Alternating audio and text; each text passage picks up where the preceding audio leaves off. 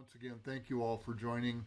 And as I was saying, this is our second gathering of our memoriam of Bernie Glassman, who passed 5 years ago today.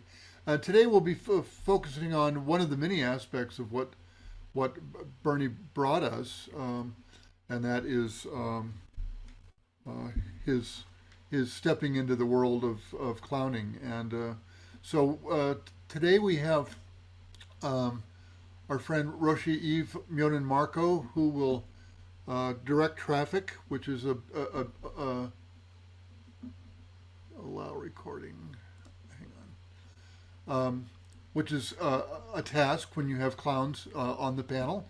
And joining Eve will be Peter Cuckoo Cunningham and Moshe Yuhu Cohen from San Francisco. Peter, I don't know if Peter's in Canada or not, but it often is Grand Manan Island. And Michelle No Can Do Engu Dobbs from Long Island is here with us too. So with that, I'm going to hand this to my friend Eve, and Eve, I'll let you be the traffic director, air traffic control with these folks. I'm Thank you. gonna just, because this is his memorial. Oh, there's some people here who are just such old timers with Bernie, including Ed Levin, who's here. Wow, from California. I think Ed goes back about 50 years with Bernie. So, but I'm gonna put a photo on, and let's just sit for just 2 minutes, okay, with him. Thank you.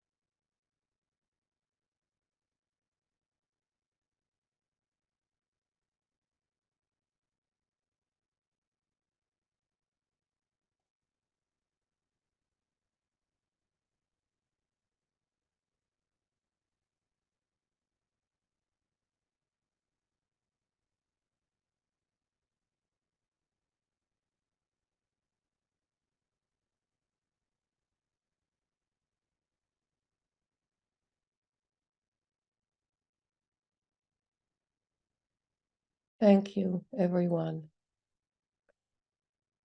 Um,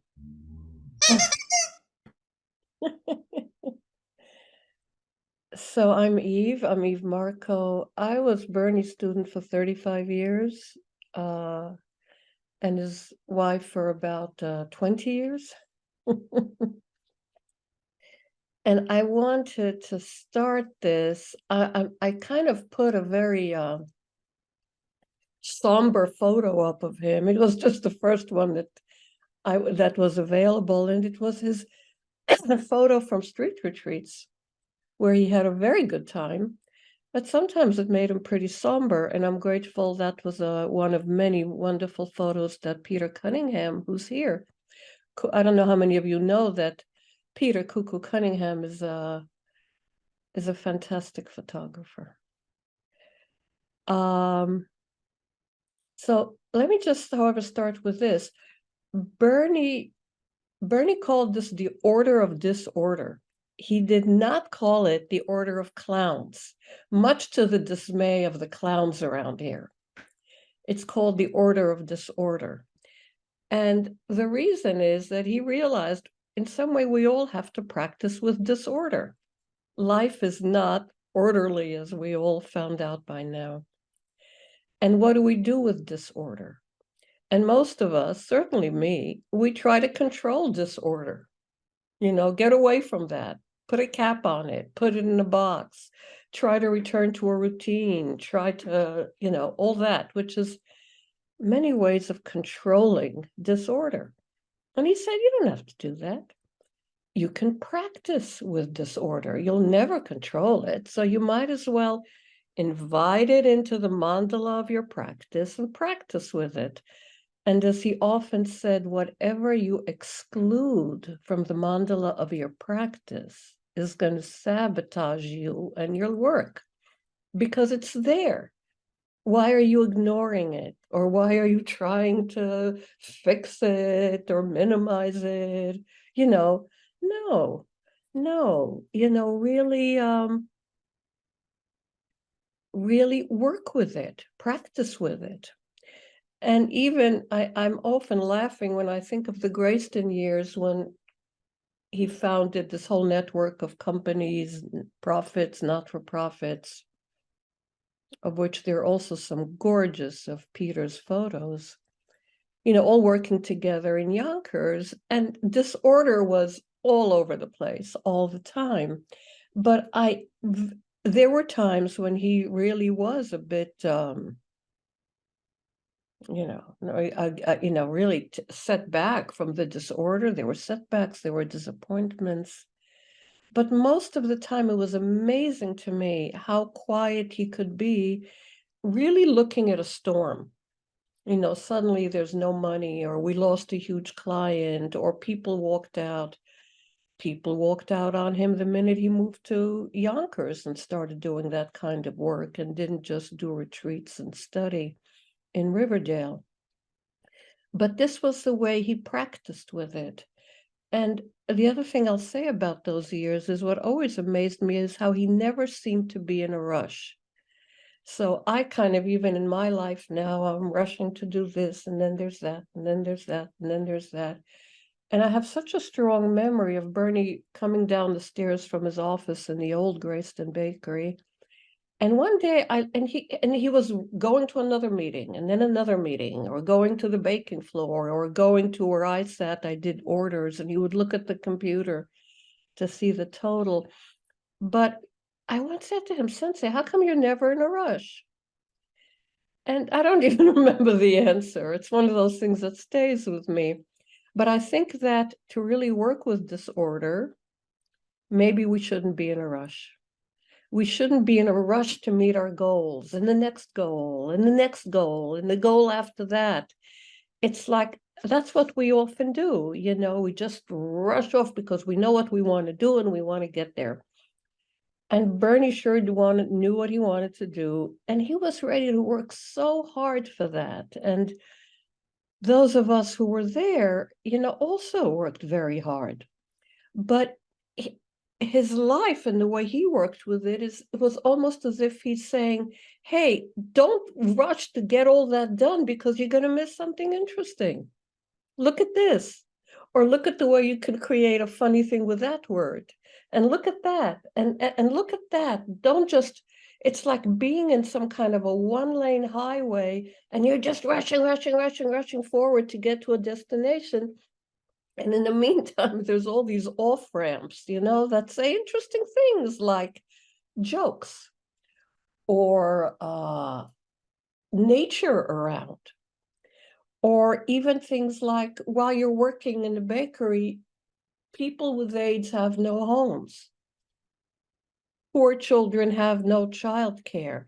And many, certainly it's true about me, I just go so fast to get somewhere and I miss those off-ramps. And he felt the off-ramps were just as important as moving, going straight. So in some way, I think of the order of disorders. It was full of these, is all this disorders all around the highway, and I'm just trying to ignore it and getting where I want to go. But that disorder is there and can be worked with. And it can be very disruptive. Yeah, it can do. But it could also be a source of relaxation into a moment, really fully into the moment, and even enjoying the moment even as you feel disruption or you feel the speed to move forward, just relax and enjoy this off ramp for a while. This is something that's really, really good. So when the Zen peacemakers, when he started working a lot with the Zen peacemakers, he he wanted to bring humor and clowning into it. That was his way of beginning to disrupt things. And so, you would do something serious, and then he would just, light up a cigar and then do it like in the style of Groucho Marx. He didn't just light a cigar, he had to do it like Groucho with the eyebrows and like that. And not everybody's always happy with things like that. I'm laughing because I think I can't see the second screen, but I think I saw that Elisa, Bernie's daughter, just joined. And I remember Elisa would sometimes say, Dad, like, would you take it seriously? Would you take what I'm saying seriously? And in the beginning, she used to say, Eve, stop laughing at him all the time. But I found him really pretty funny. So I couldn't help laughing. So everything has its own shadow, everything has its own effects. But I did want to frame this that this is the order of disorder. And the clowning is an expression of disorder. And we have clowns who can say no, yes, nonsense, whatever you want to say about it. So I wanted to say that first. And so this is what we're going to do. In addition to the sharing of Moshe, Mr. Yuhu, and Michelle with a weird tie, No Can Do, and Peter Cuckoo, who has Ara just at his side. We're also going to show you a slideshow of Bernie and Moshe, Peter and me, but primarily Bernie and Moshe in Chiapas, working with refugee groups there in clowning. And then I think Moshe is also going to take us through a short practice of clowning for you to see how simple it is. You don't have to be born funny. I was not born funny. But Moshe can show you how anybody can clown and relax fully into the moment. So having spoken about disorder and clowning, maybe now I can give who from our three clowns would like to address that, and also what did you agree with anything I said? Is disorder a good thing, bad thing? Is clowning a good thing, bad thing? And why did Bernie use clowning and for what purpose? And you've all seen him do that. So I don't see any hands. No can do. No can do. Do you want to speak next? Certainly, certainly. I'll say a word. A word. Um, it's funny because Bernie was my Dharma grandfather, and the Dharma that he had passed on to his Dharma son Murio was way before Zen peacemakers, and it was more the serious old school Zen, shaved heads, um, keisakus, beating each other up. We used to have so much fun, and the but it was so wonderful to meet Bernie as he was doing these other things, and I before I'd even heard of the Order of Disorder, I remember once being in Kinhin and in our very serious robes and everything, and Michelle, not everybody here is a Zen practitioner. So you have to explain what Kinhin is oh or right, Kisaku, remember? yeah. Just treat us all as dummies. All right, I love you. I love you, dummies. So the keisaku is the encouragement stick that we like to beat each other up with and encourage each other. In the old days, Bernie had then completely, and by the time I was practicing with him, a little bit. I don't think he was using the keisaku anymore, but we still did, and we still do sometimes, especially when we get a real big dummy, and we all use it on them. So, but in any case, it was interesting because, as I was saying, and kinhin is walking meditation. So we were all very quietly walking like insane people, and it always was striking to me how, concentrated we all were, but weren't noticing what was going on. So I had a clown nose. I think I got it from one of my kids, and I put it on, and I was doing this very serious kin. And I don't think, only maybe one or two people even noticed it, but that, first of all, that impetus, I think it's really important to remember that Bernie was a Zen teacher who used the upaya, the skillful means of whatever he could to wake people up, to knock people out of their ruts, and so disruption, all those off ramps that Eve was talking about are yeah, they're worth exploring. I really want to see the one that's up by your house, Eve, that says jokes. You're there. I'm gonna drive up and try to see that one.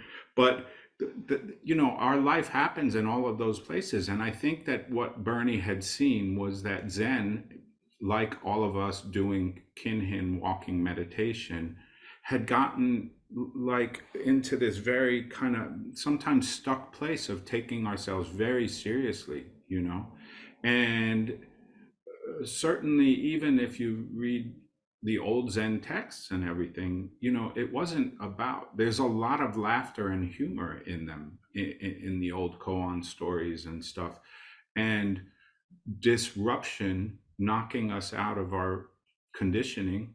That's what Zen practice is all about. So I think that when I practice in the order of disorder way, a lot of the times that's what I try to do, is to offer a space of laughter, potentially, not always, but of joy, one thing that I've been thinking about, and we all know what's going on in the world and how the news is just so heartbreaking every day, and but and so there's things that we have that it feels like we need to do something, of course we need to do something. What is the fuel that we'll use to do something? Will it be fear, anger, hatred, or will it be joy and connection and love? And the fuel that we use, it changes where we get to, and it changes the whole trip, as Eve said. Every step of the way is the way. And so, even in dealing with all of the horrors in the world that are going on, when we go to a protest, will we go there with hatred, anger, fear in our hearts, or would we prefer to go there maybe with compassion, connection? Joy might be too much to ask for, but so I think that that's an important part of what the order of disorder does. And Bernie said at one point, which is a beautiful little thing that he wrote: in native cultures, the clowns have a certain power. They have to be well trained, and then they are allowed to make fun of the priests. so one of the oxymorons that I have to deal with is that I'm both. So I get to make fun of myself, and then I get to kind of humph myself. But he said it's easy to fall into the trap of just preaching and not looking so much at your own actions. So the clown watches and points out contradiction and hypocrisy with humor when no one else dares to. the clown, the trickster, understands the oneness of life, and it's the clown's job to deal with those things and people that we push away, the homeless, those in prison, those we've pushed to the margins of society, or even just those that we disagree with.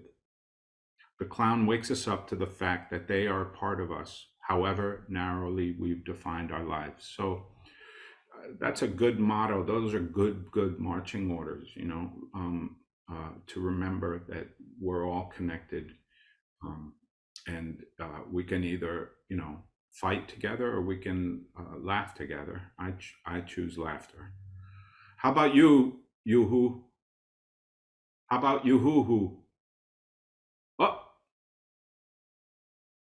Oh, Yoo-hoo is unmuting himself. Hi, everybody.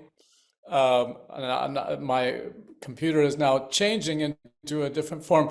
This is my teaching stick. It's been broken a few times by over-enthusiastic students, and it's been used as a kusaku in the Zendo at ZCLA, and people were very enthusiastically baring their shoulders for me to tap them and hit them with this. And it makes a kind of a funny noise. I'm not sure where to start or what to say. The first thing that comes up is the role of the clown in indigenous populations throughout the world. And there has been clowns in societies probably throughout the ages, because our sense of humor, and it is one of our senses, is with us and has been with humans, as far as I know, since the beginning. So people being funny is part of this world. And what is that, being funny? I think it's a desire to share joy with people. The idea that you're wishing for other people to laugh, and that's why you're sharing the funny, or you're trying to release energies of yourself in a way that point to, as everybody has been saying so far, a different point of view of the same thing. But traditionally, the indigenous clowns, and we have quite a history in the Native American populations. Many of the nations had their clowns, and their role was to do everything upside down backwards, and basically to disrupt, yes, by doing everything the opposite way you're supposed to do it. And you may have seen Little Big Man with Dustin Hoffman, the movie. And there is a clown in there who's riding his horse backwards, who's washing himself with sand at the river, and doing a lot of backwards things. So I think that maybe that's an important point just to consider as far as what Bernie was looking to do with the clowning, by doing things backwards and upside down, calling into question our habits, and in some ways, our dedications to being serious without looking at the opposite side. When Bernie came to me Wavy Gravy called me up one morning. He said, "There's a guy here who needs a clown teacher. Can you come over?" And Wavy lives in Berkeley. I live in San Francisco. And I came over, and here was this little pot-bellied guy. I had no idea who he was. And he was saying he needs a clown teacher. And the reason he wanted a clown teacher is because he said that, well, all the teachers under me, the students, they take themselves too seriously, or they're actually arrogant. And I really need tools of tricksterdom to turn that upside down. And that's where our relationship began. And he trained with me in not traditional, but theatrical clown methods. So just so that you understand, there's two ways of clowning. One is one that we're most familiar with, is where you put stuff on you. You put on makeup, you put on costume, and you make yourself look kind of funny. And those kind of clowns are often scary because they don't necessarily awaken their sense of humor inside. They look at the image of clown and they're going to be goofy and funny, but they're not necessarily connecting with people heart to heart, or in any sense, or actually in with any of the senses that we possess. And I'm rambling a bit or just jumping around because I'm thinking about Eve and Eve talking about rushing. And I think about how when we meditate, and all as Zen practitioners, we're very, very trained at being able to let go of the thinking mind and settle into intuitive, creative world. Yet when we're active in daily life, that is not something we can call up easily. We tend to be stuck in our rational thinking mind, and that's where the rush, rush, rush comes in. And how can we deal with the day to day in a non thinking way? That is where clowning tools might come in handy. Can we let go of what our thoughts are telling us and go with what our intuition is telling us? And I think maybe that Bernie was very advanced in those abilities. And that's why he was never in a rush, Eve. I don't know. But I think that those things are kind of important parameters to consider in this discussion. Moshe, so we didn't introduce you properly. So yes, Moshe is Bernie's clown teacher. For you non-Americans, Wavy Gravy is still, right? He hasn't passed away, Wavy, has he? Yep, he's Oh, definitely still, he's yeah, happening, yeah. totally. So very well-known My clown, teacher, and yeah, yeah. and who's associated with a lot of social action work. And so, but what Moshe didn't say is that, I don't know if it's still true, but for many years he was the head of the Clowns Without Borders American chapter. Yeah, I brought it to the US, and I've been on over 30 projects over the years since 1987. And I've been working as a medical clown in the hospitals and senior centers now for the past 5 years. And I did that much earlier in my career. So yeah, I've done all that. I have a one-man show that I've toured around the world for many, many, many years. And now I mostly teach. And funnily enough, I mostly teach in Zen centers and spiritual centers, and teaching people to let go and to open up their sense of humor and to work with how can you express your sense of humor without using words. When we had a meeting before this week, when we discussed what we were going to talk about, Michel brought up some interesting points that he might want to bring up about always joking around and how that was sometimes not appropriate.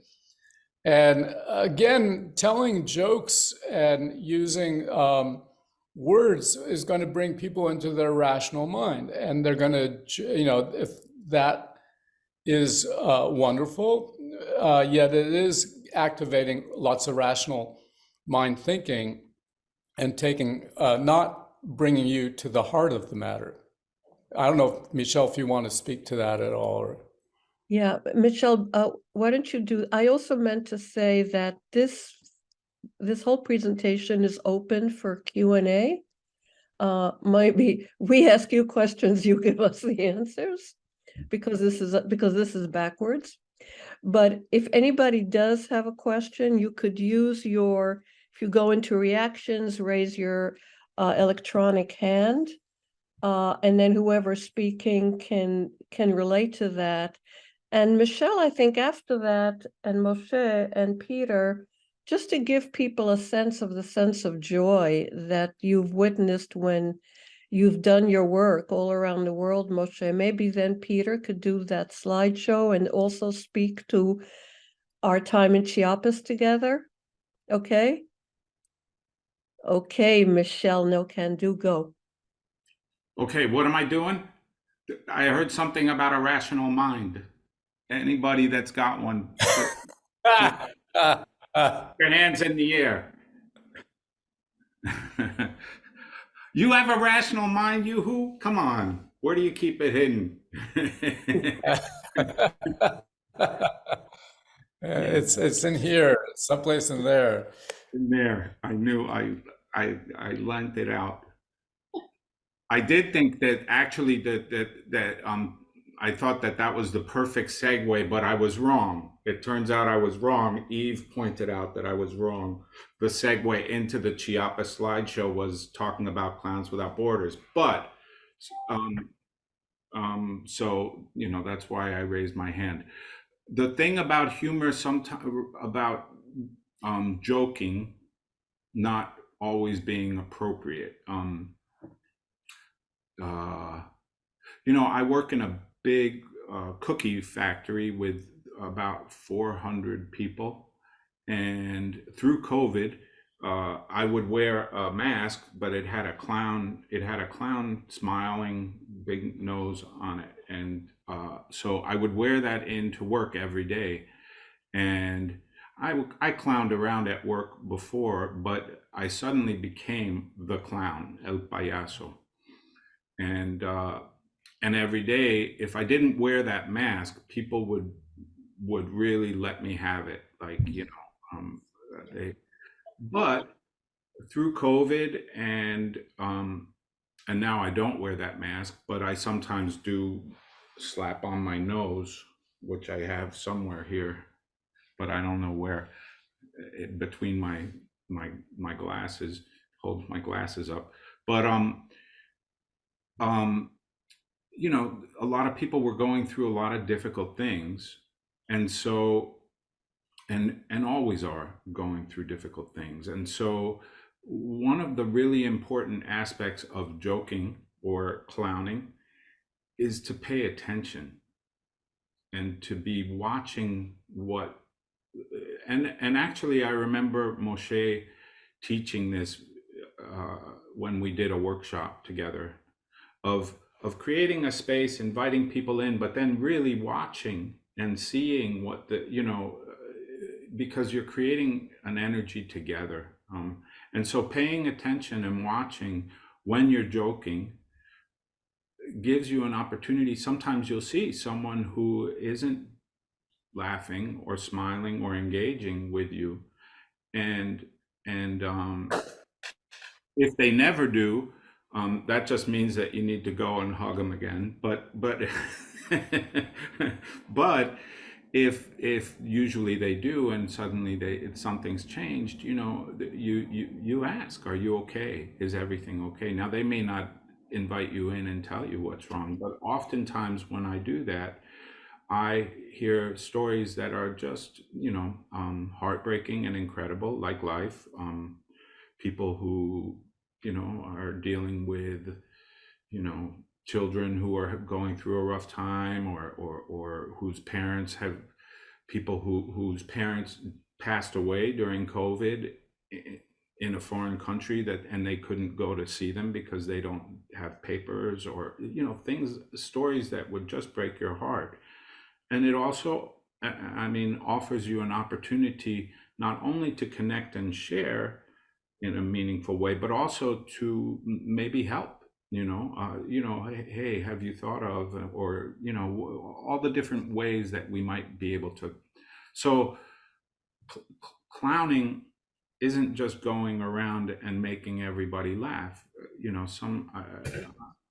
There was one woman who I was clowning around, and I noticed that something was different, and I asked her, and her son had just recently died in a motorcycle accident in El Salvador. And we sat down. She was crying, and I said, "Come, you need to not be working right now." And so I brought her to the cafeteria, and we sat down, and she told me this story, and I asked her if she had taken time off for bereavement, and she said, "Oh, no, no, no." And I said, "Well, you should, and we talked about that, and she did. She took the week off, and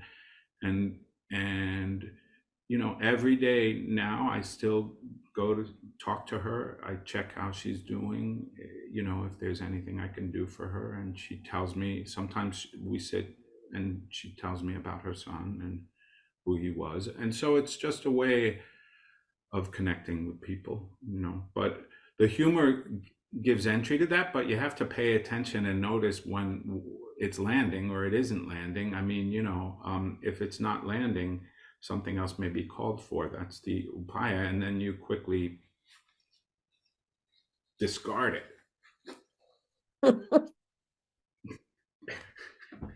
Yeah, with that polka dot shirt. Now take off your shirt now.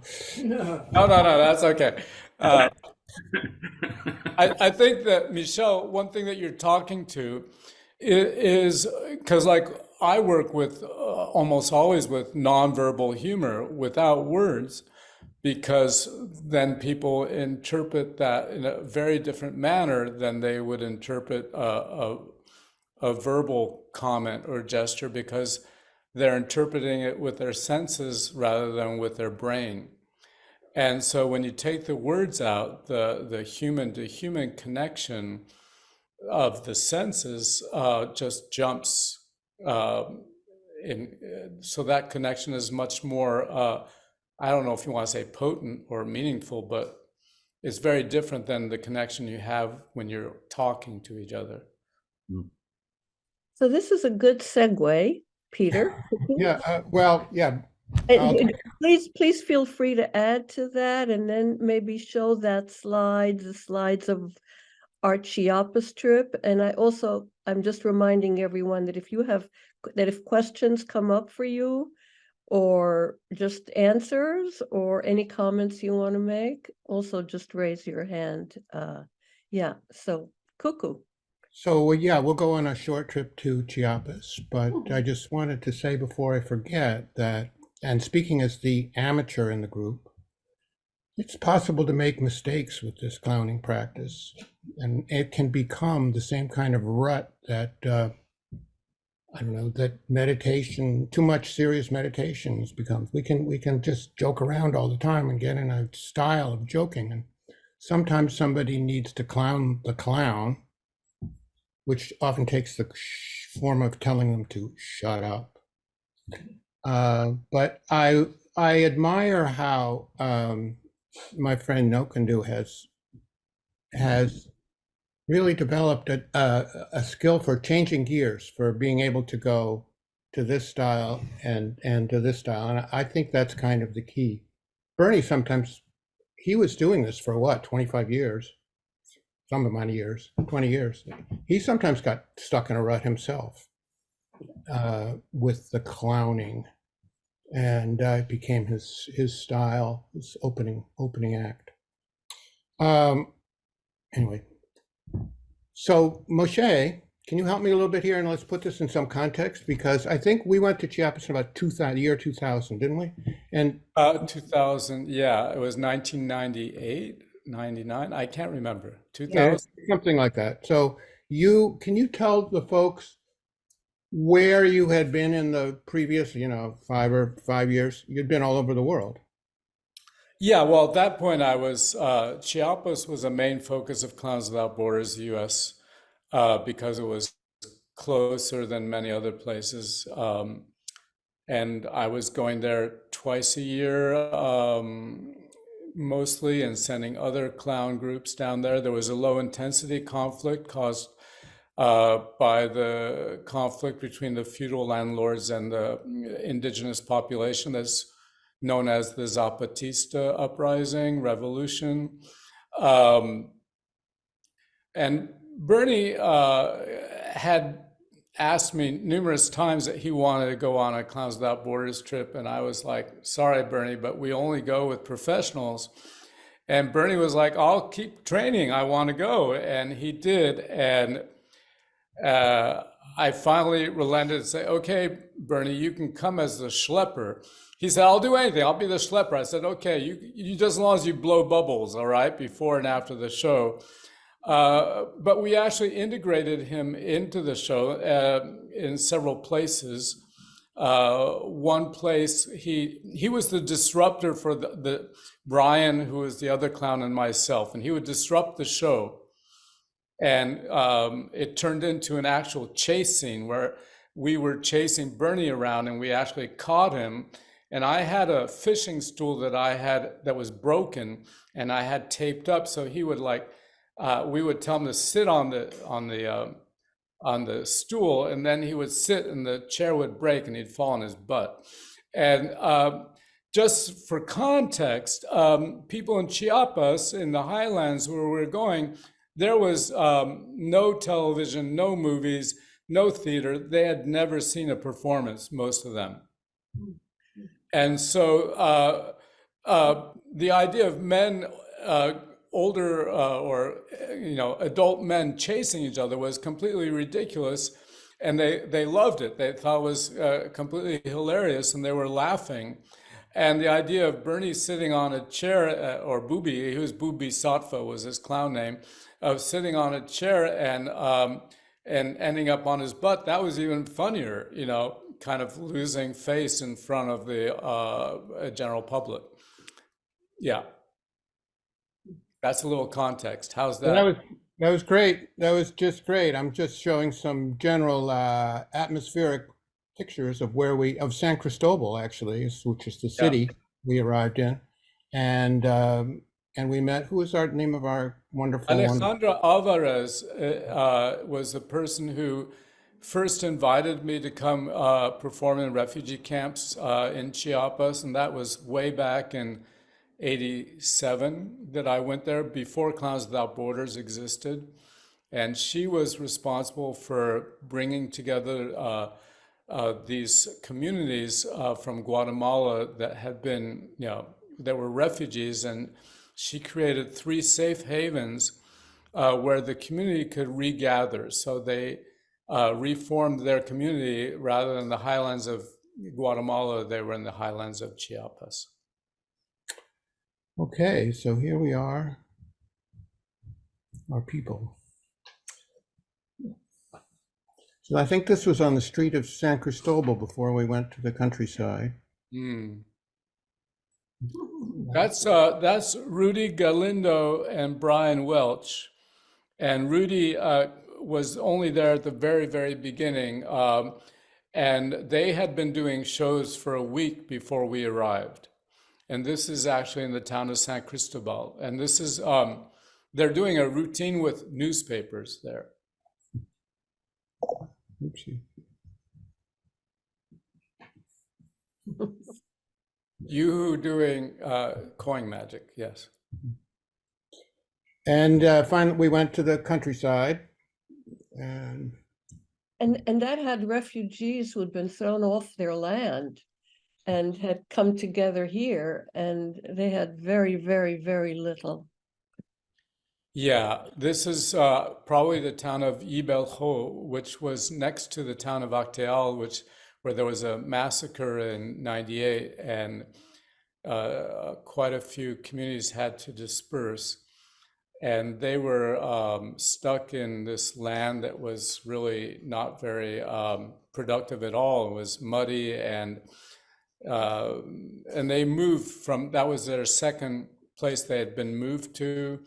They're called internally displaced people, IDPs, not refugees, but they are refugees.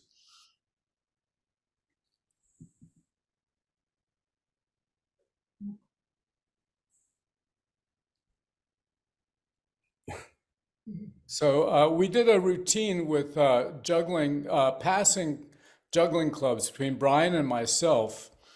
And Bernie, this was the second intervention. The first one, we chased him around and caught him, put him, and he sat down on that stool. And then he, a little later, started getting a little active again, and again disturbing Brian and my show. And he lights a cigar, which nobody knew what that was, or very few people had ever seen a cigar before. And we ended up passing clubs around him with him standing in the middle and knocking the cigar out of his mouth. And many of our shows took place on the community basketball court. we often had to ask permission of the elders to perform. Yeah, and the basketball court is also the schoolyard and community gathering place often. Ah, the entrance.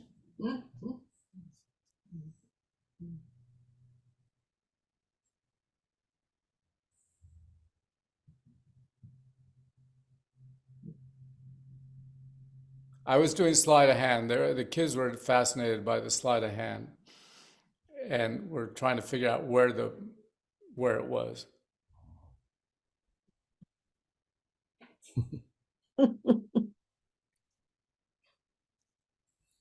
As a photographer, it's often you put a lot of people in a picture, and then there's always one or two that aren't paying any attention.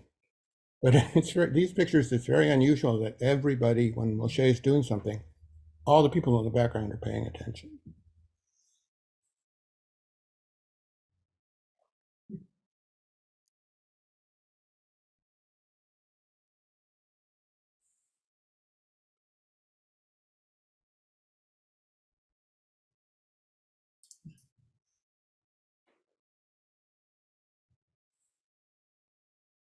Yeah, this is Yibel Ho, and you can tell by where they're sitting. There was just nothing there. It was like a mud pit. This is in the town of Acteal, which is a much more established place. That's on the town square.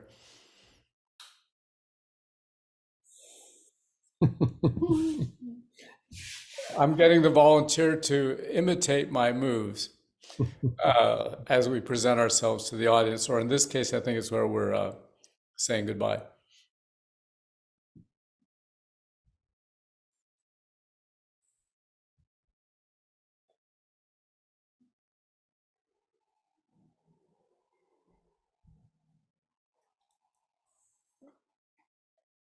Backstage. Backstage, right. Bernie's not in costume yet. Bernie's costume was a shirt, a Hawaiian shirt and suspenders, basically, and a nose. Yeah, as I recall, the way I edited these, this is like the interesting part here is Bernie being an apprentice. He really, really was the one. He was this picture. He was into learning, and I was watching Bernie watch you guys, and he was really concentrating.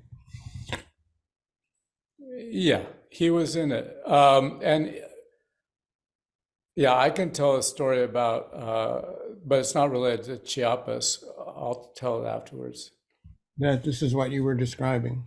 Right. So there he is. He's once again making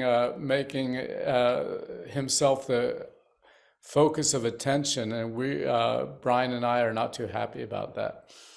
And there we are, getting him, standing him up. Do you think that came naturally to him? You have to ask Eve about that.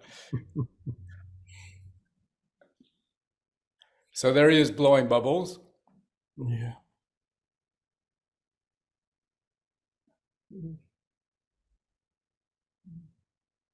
Bubbles are magic.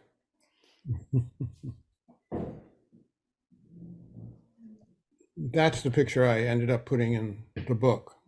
Mm, That was one of the first times he went out on his own and did a thing without you guys. right.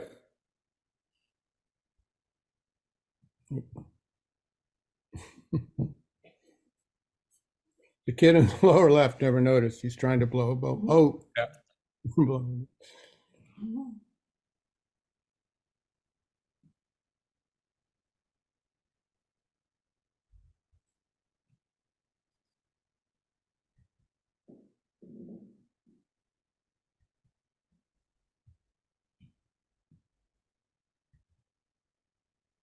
Chasing.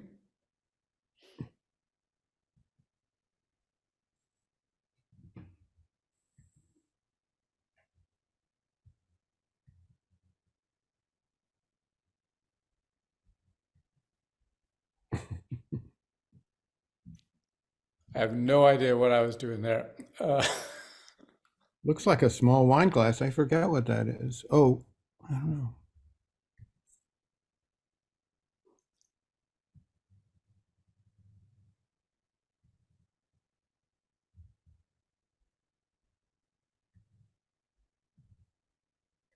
Oh, that's the pickpocket guy.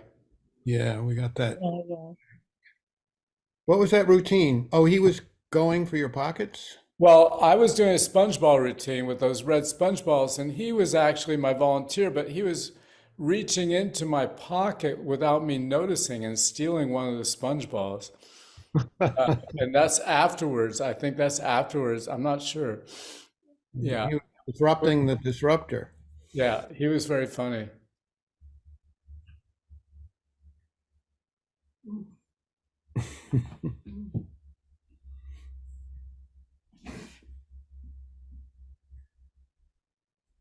My moment of glory.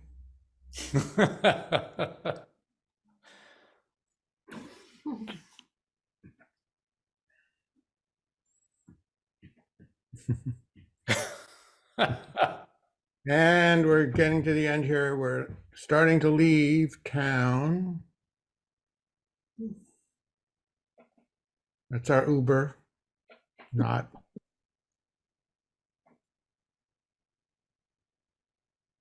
We traveled a long way in the back of pickup trucks. You guys did. Yeah. Real troopers.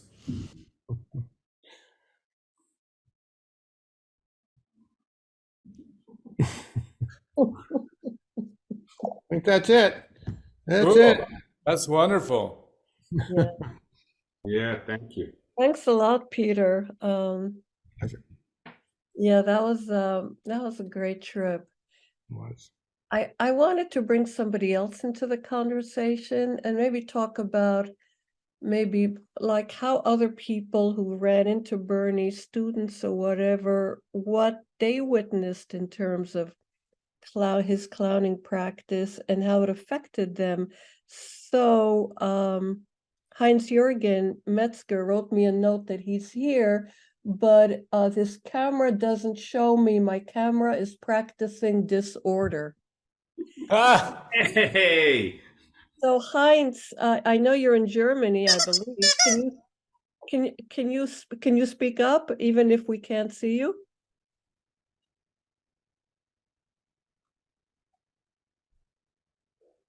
Yeah, I think I'm understandable now. So yeah, my camera doesn't work. I don't know why. Well, I would like to share two stories. The first story, I think it must have been around 89 or yeah, something, 1999. Oh, no, 89. And yeah, we are getting older. That was the impression when I saw those photographs of you guys in Chiapas 20 years ago. And I see your photos now. I see 20 years different. So I don't remember exactly the dates. Well, it was Bernie's first talk in Germany. And I was working here for Peacemaker Germany, and Bernie sent me a letter. I want to give a talk on a certain date. I think he was on his way to Israel. I don't remember exactly. And this was exactly on Carnival in Cologne. And that's kind of the fifth season a year.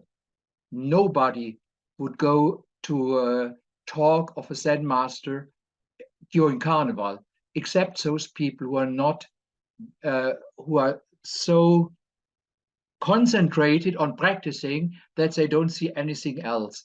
So I told Bernie, no, that's impossible for you to come on this date. And he said, okay, if that's the case, I bring my clown teacher.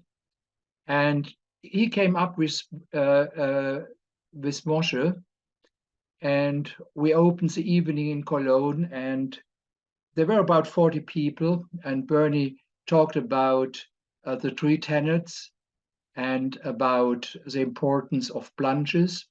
And then finally he said, well, this is now just practicing a plunge. I'll go away and show up only at the end of the workshop on Sunday. And the workshop will be done by Moshe. So 40 people completely shocked what was going on. 5 or 6 of them wanted immediately to have the money back. The others were blocked in Cologne, had no idea where else to go, so they stayed. And Moshe did a clowns workshop with them, and Bernie showed up only on Sunday afternoon, and we asked people if they would have come, if they would have known that this would be a clown workshop, and everybody said no, we would have never come. We only came because we wanted to come to a Zen teacher. So that was the first story where Bernie really put people into a plunge. And the second one was earlier. That was, I think, in 87, it must have been. In 87, we did a first street retreat, and we started in Cologne and then went over to Düsseldorf. We walked over, and in Düsseldorf, we had an evening. Well, of course, we were looking for places where we could get something to eat, and there was a Salvation Army place. And whoever has done a street retreat and went to a Salvation Army place may know the procedure. So there's first kind of religious part that you have to go through before a meal is served. So what happened in Düsseldorf was exactly the same thing. There was this Salvation Army officer standing there with a guitar and singing songs, a Christian of course. And there was one song, she said, now those who are present on the left, please stand up whenever the word Maria comes in the song, and you go down when Jesus is mentioned. And those on the right go up with Jesus and go down when Maria is mentioned. Mary is mentioned. So what happened? She was going to sing, and now so Zen people who are kind of trained in ceremonies and listening what was going on rose immediately when the word came up and sat down. Exactly, Michelle, that's what was going on. And all those people who were not Zen, they were just wondering what was going on. And that was the same thing was happening with this Salvation Army officer. And she started to encourage people, saying, there are so many people I have never seen here before, and you guys who come here every week, you should know how to do it. So don't let the other ones be the first to get up. So she was kind of going into this thing, and it was just fun. It was really fun, and I was wondering that Eve remembers that after such a long period of time, but it was really, we really enjoyed it. I'd like to add something, Heinz, if you don't, and this might put you on the spot, so maybe it's good that we don't see you in the video.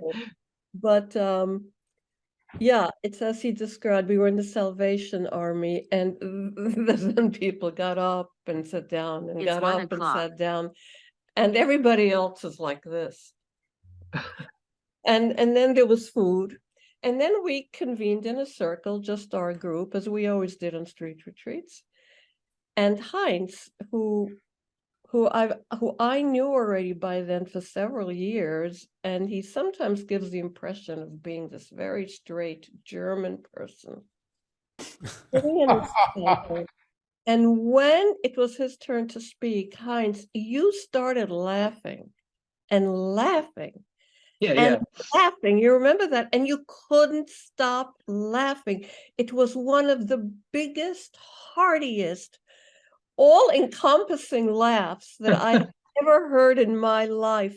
And I had the sense that something just broke in you with that laughter. That was at least my impression, because I practically never heard such a long, deep laugh. It's as if a lot of stuff inside just kind of gave up. And I wonder if you want to say anything about that. Yeah, I remember if we were sitting on the bench of the River Rhine, and not in a traditional circle, but just a kind of group. And I don't remember that I laughed that hard, but I remember that Bernie said something around that there was something coming out. He had never seen me like that or something like that. I don't remember exactly what was going on. Maybe I was just laughing too hard to see myself. Yeah. Yeah. Okay, let's I'd like to open it Hey, up to, yeah, may I please. ask, I see that the head of the Finnish uh, clowns is with us, and I wonder if he would share any stories about clowning with Bernie, because I believe he Oh, did. Miko is there. Yeah, Miko. Hi, nice to, And you got hair, Miko. It's going around. It's like COVID. Well, where do I wrote here? Except yours is too black. What happened? The wrong color. I got your hair. Oh. Hey, well, my story of clowning with Bernie goes to 2017. That was my first year at the Auschwitz retreat, and during the week when we were sitting on the train tracks, I kind of was thinking about humor quite a lot. I don't know where did that come up, but anyway, there was kind of jokes and everything coming to my mind, and kind of remembering funny stories and stuff like that. And on the last day, I was asked by Rami Efal if I would be interested on hosting the open mic night after the Shabbat dinner, and I said, "Yeah, I can do that, and I have some few things that I could do."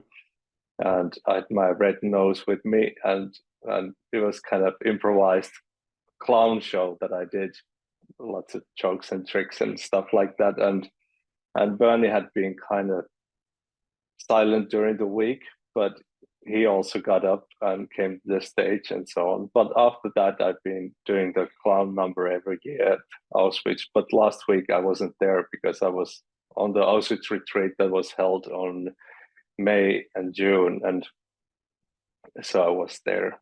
But I'm planning to go next year again. But yeah. Thank you. Moshe, I wonder if this isn't a good time. There may be others who want to also talk about clowning with Bernie or even without Bernie. But I wonder if this isn't a good time for you to give people a better idea of clowning and how we can do it in our daily life, all of us. Could you Yeah. do just like a short practice for that purpose? I can do that. I also thought that maybe I should share a few stories of Bernie clowning, um, just so you have a better appreciation. There was we were invited to. So Bernie and I taught quite a few workshops together of clown and Zen. And he would usually hand it over to me, and he would just occasionally pipe up and give wisdom about what we were doing. But he basically just wanted people just to experience clowning in the workshop. We were at a humor and spirituality conference that was organized in St. Virgil in Austria, in Salzburg. Peter Brown, who had organized, came up to me on the third day. It was a 4-day conference, says, "Can you and Bernie close the conference?" And I was like, "Well, what do you want us to do?" He's like, "Whatever you want." And so Bernie and I had this whole plan of action, which was to get everybody up in a big circle and for us all to bow backwards together, which is one of the things that came out of my clowning in Zen world, was the bowing backwards practice. And that's a whole different story. Anyways, so Bernie and I concoct a plan for coming into the space. There's about 120 people probably sitting in chairs watching a panel discussion, which is on a low stage with 4 or 5 people sitting behind chairs and desks, and there's a PDF up on a screen, and we come in and we're supposed to kind of stop the show, and this is the last thing, and we're supposed to end this presentation. And so we come into the two of us very much in clown, and Bernie is holding this hammer in one hand, and he has confetti in the other hand. And the idea is that he's going to confetti people, and we're going to that way bring attention to us and bring us out of this conference into a more clown mode. And the first time, so we come in shuffling, just like we're together, and we're just like shuffling like that. And I spot somebody, and I say, "Oh, that person." And we confer with each other and conspire. And then Bernie starts shuffling towards that person with the hammer. And the hammer is kind of steady at that point. And it starts shaking a little as he gets closer to the person. And then he throws confetti. And people kind of, by that time, everybody's focused on what we're doing.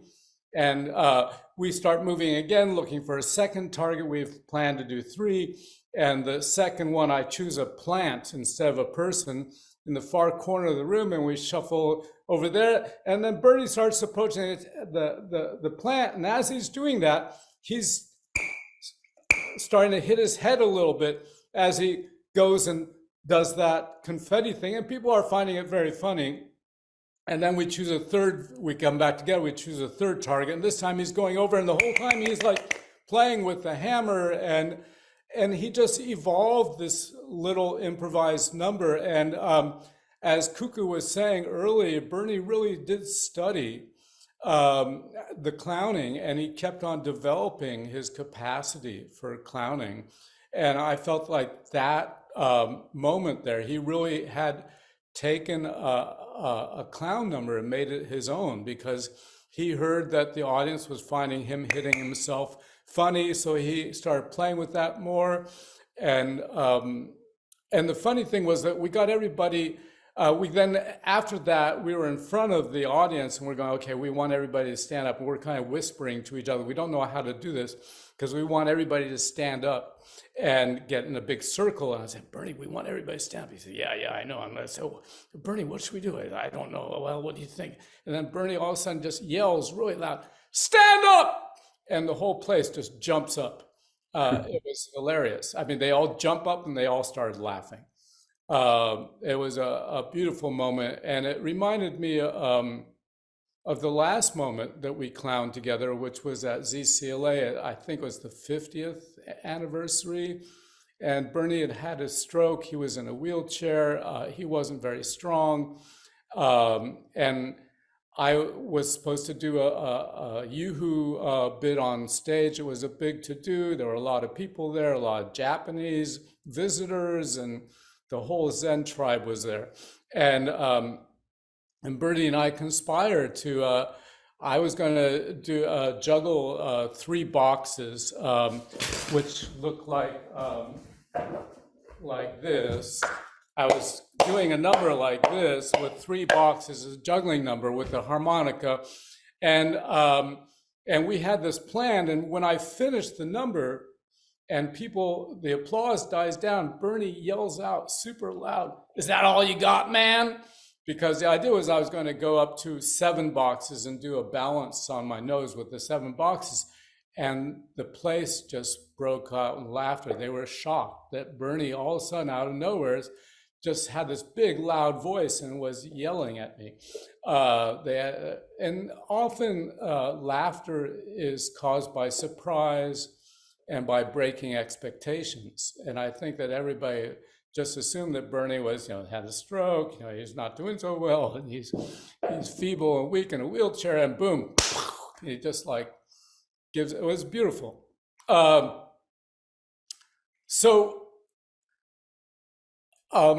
I was saying earlier, clown, you can either put it on or you can bring it out from the inside. And the idea, we all have a sense of humor, at least 95% of us at least. And we tend to appreciate things that are funny, but rarely do we do something that is funny. And usually the hiccup is that people think that you have to tell a joke, you have to do something, say something that's funny. When that's the furthest from the truth. It's really just inviting your sense of humor into how you express yourself. And I thought that we might just spend 5 or 10 minutes. I mean, we talked about this the other day, that I should lead the group through some little moment.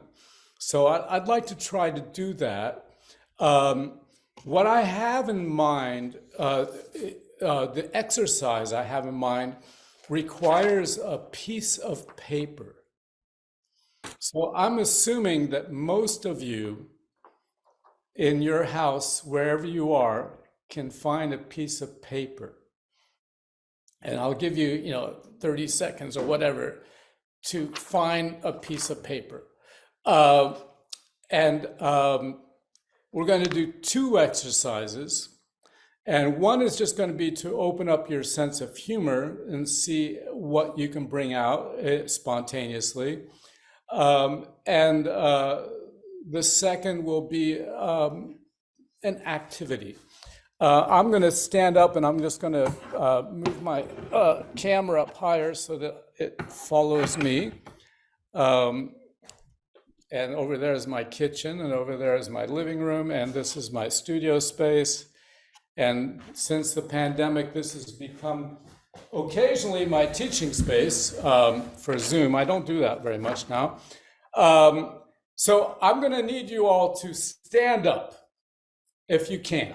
You don't have to, but it would be great. I think you'll, and just take a moment. We're just going to take a moment here to stand.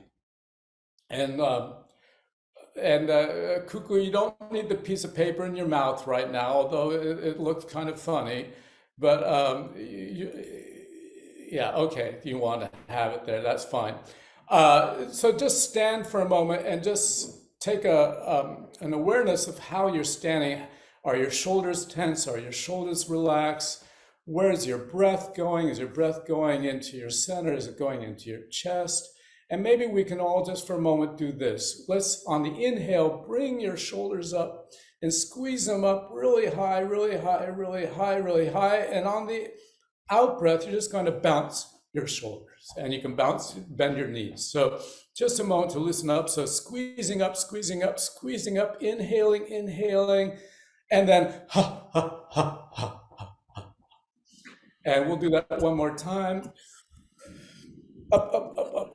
And then, ha, ha, ha, ha, ha. Great. The second thing we're going to do is we're just going to rub hands. Very simple activity. This is actually an exercise that's used in the Tai Chi Qigong world, where you rub your hands for several minutes, and you take nice deep breaths while you're doing it. So bring your breath back into your belly, or bring it into your belly if you can. You can even close your eyes just for a moment and just focus in on breath and hand rubbing. One nice big more breath. And then I want you now just to separate your hands by a few inches, so 3-4 inches apart, and just listen to the space in between the hands. You may well feel some energy there, some vibration. Go ahead, try again.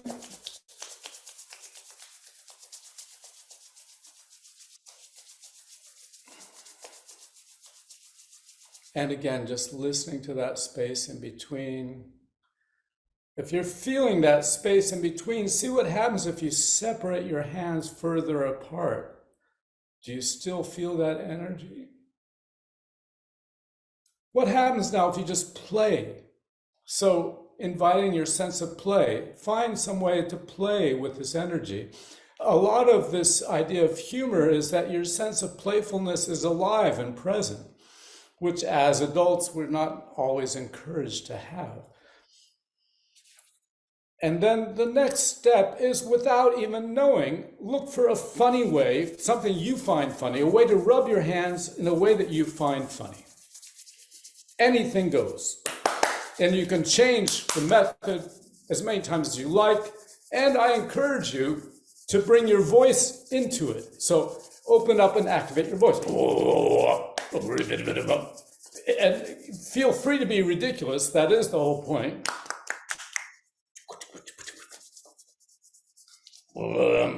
Now, whatever you're doing, there's two possibilities. You can either exaggerate it or you can make it more subtle. Let's take a look. Go ahead, try and exaggerate.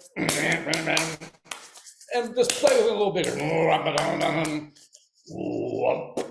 And then go for the more subtle. So still the same play, but just in the smaller, more subtle way.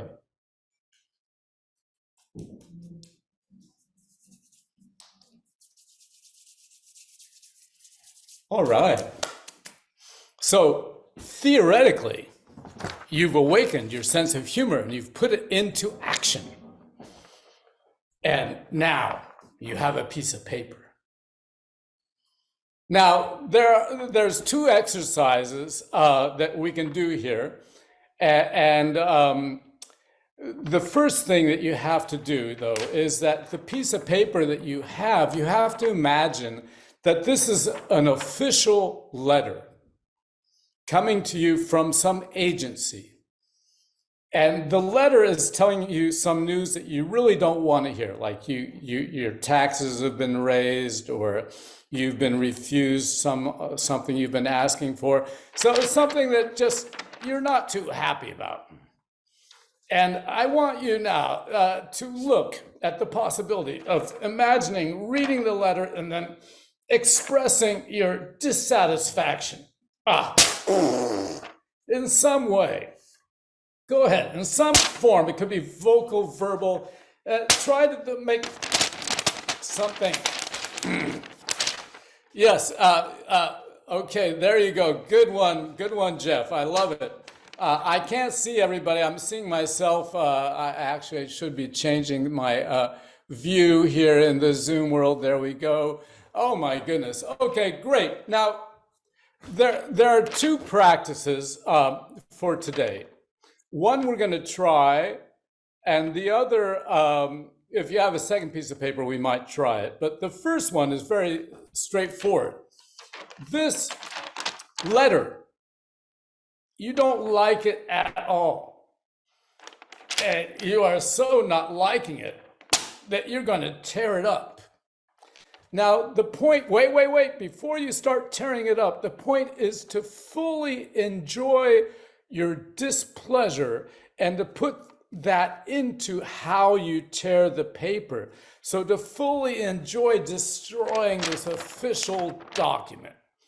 So at some point, as you keep on tearing it, each time you tear it, I want you to join the pieces of paper together until it becomes so small that you can no longer tear it.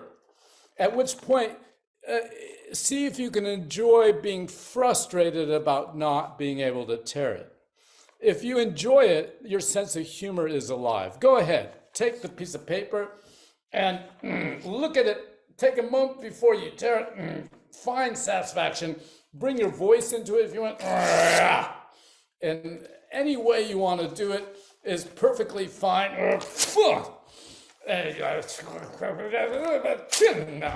And just really whatever you're into is perfect. And at some point, though, you're going to see that, well, I can't. I got it. And when you can no longer tear your piece of paper, you are going to declare your liberation from this letter by throwing the confetti in the air. Yes, exactly. And it's all gone. Now, so that's a very, very, very short, abbreviated journey into the world of humor. If you so wish, and perhaps I'll stop there, but if you so wish, in your own time, another version of this exercise, it's not quite so messy, is to crumple up the piece of the letter into the smallest little package you can. And then an adjunct exercise. We were talking earlier, somebody was talking about mistakes and enjoying your mistakes. And it's true, we usually get down on ourselves when we make a mistake, but the mistake has already been made. And as Michelle was saying, you can either meet that moment with fear and or you can meet it with love and joy. And if you decide to meet with love and joy, well, then maybe you would try to throw your little crumpled piece of paper into the waste paper basket. And if you make it, you're all happy. And if you don't, yeah, you can again go, aha, darn it. So anyway, there you go. 5 minutes, 10 minutes, whatever that was, just a moment of the clown world. Thank you so much. That was beautiful. I do think that we've only got about 8 minutes left. So ask your questions and then we got to go. Okay, bye. But we should open it up, and if anyone has any other stories, any questions, any comments, any this wasn't funny at all, kind of stuff. Ken, did we answer your questions? Why did Bernie do this? Who knows? Oh, Joshin has her hand. Deborah, please.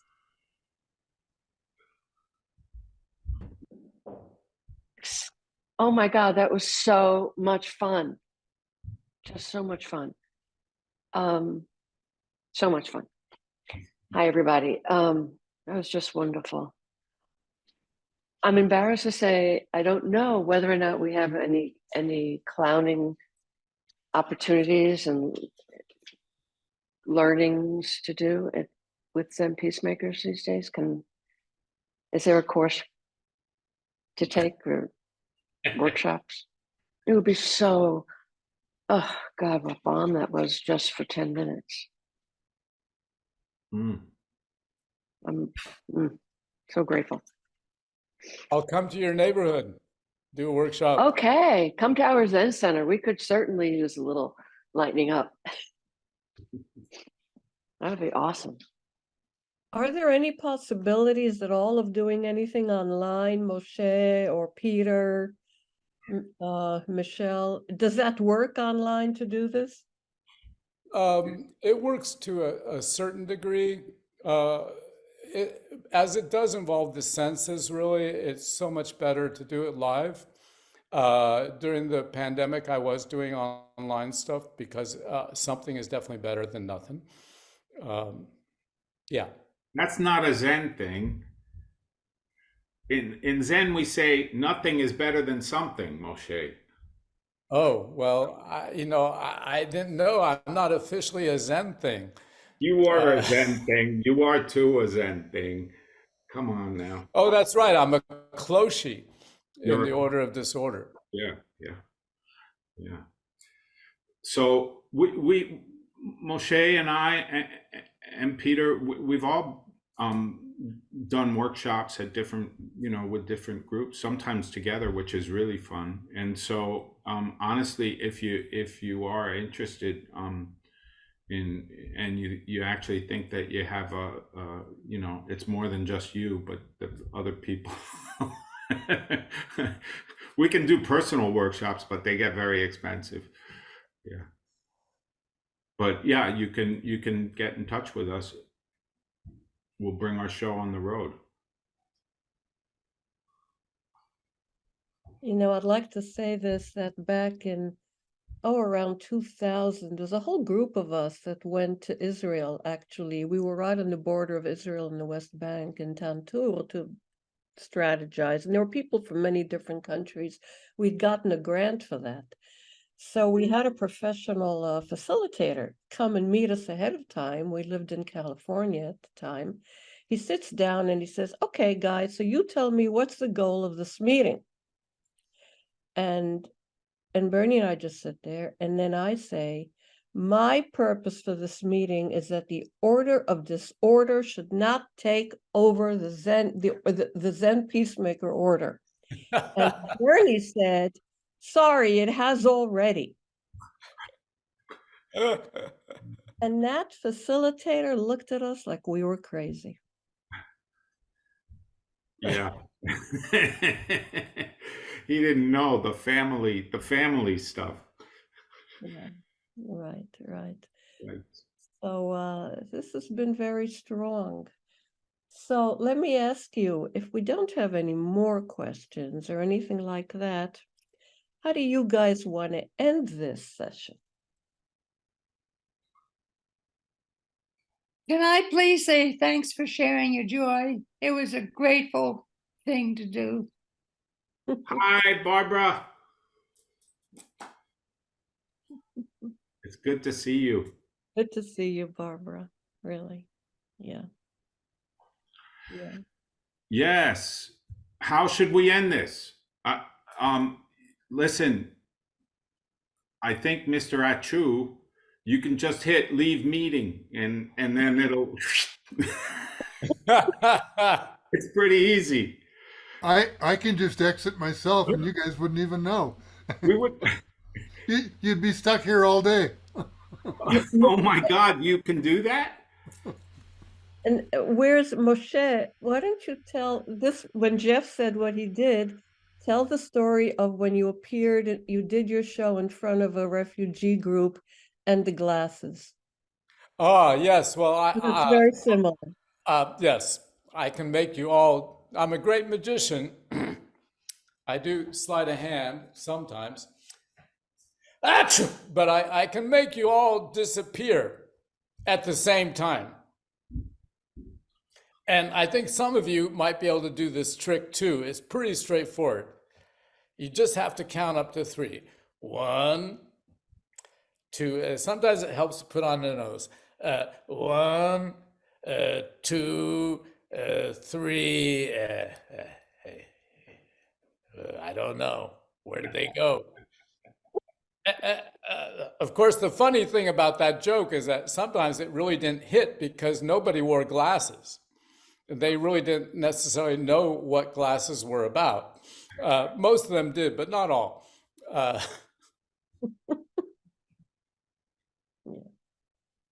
All right. Well, I think that the proper way that we would do this, if we were doing an order of disorder, is we would chant the 4 vows together. We could do that, or we could just bow backwards Yeah, yeah. together. That might be And we would do the chanting of the 4 vows together, and then we would bow backwards. You mean the odd 4 vowels, that Michelle? only Michelle knows. I forget about them. Yes, the odd 4 vows. How about we just do a backwards bow? How about we'll just do one of the 4 vows. Creations are numberless. I vow to count them. Okay, you ready? On the count of 3. Hold on. Hold on. 1, 2, 3. Whoa! Right. All right, everybody. Maybe everyone can unmute and just make a crazy sound as we say